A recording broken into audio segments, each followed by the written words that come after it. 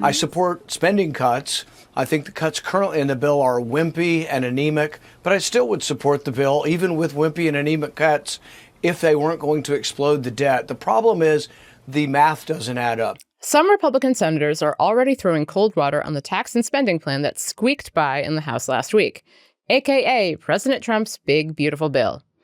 Kentucky Senator Rand Paul is one of them. Speaking on Fox News Sunday, he pointed out that the tax provisions in the bill are projected to increase the federal deficit by trillions of dollars over the next decade. That's according to a recent government analysis of the bill. Paul isn't a lone voice of opposition either. Wisconsin Senator Ron Johnson also blasted the bill over spending worries in an interview with CNN Sunday.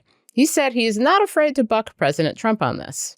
My campaign promise in 2010 and every campaign after that was to stop mortgaging our children's future. It's immoral, it's wrong, it has to stop. And so he may not be worried about that. I am extremely worried about that. Johnson promised major changes to the bill and said there are enough Senate Republicans willing to hold it up until, quote, the president gets serious about spending reduction and reducing the deficit. And I'm waiting on protein bars to rain down on me from the sky, which seems equally probable. In a party line vote, Senate Republicans can only lose 3 votes and still pass the measure. So all these complaints are probably not what House Speaker Mike Johnson wants to hear. He managed to thread a proverbial needle between the ultra-conservative Freedom Caucus and the more moderate blue state Republicans, but just barely. The bill passed the House early Thursday by a single vote.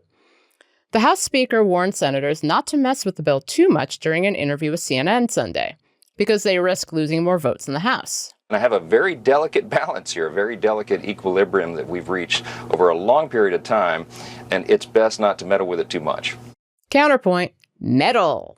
The House will have to vote on the bill again to okay any changes made in the Senate version. Congressional Republicans say they want to get the final bill to Trump by July 4th. Look, I realize Republicans will probably find some way to pass some version of this big bullshit bill that literally takes from the poor to give more to the rich. I hope it fails, but at the absolute very least, it's fun to watch them fight.